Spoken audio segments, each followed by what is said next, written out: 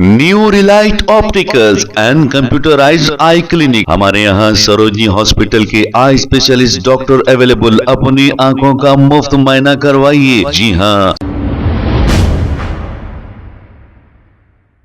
अस्सलाम वालेकुम नाजरीन, 7H न्यूज में आपका इस्तकबाल है। याकुतपुरा के इलाके IS सदान डिवीजन में ऐसा बताया जा रहा है कि 4 पार्कों का इनॉग्रेशन किया गया। अब ये पार्क्स बनेंगे भी या नहीं, और अगर ये बन भी गए तो इनका इनॉग्रेशन होगा भी या नहीं, ये पता नहीं। हम ये इसीलिए कह रहे हैं क्योंकि रेवंत रेड्डी कहते हैं कि इनके पास बजट ही नहीं है। आइए देखते हैं ये रिपोर्ट।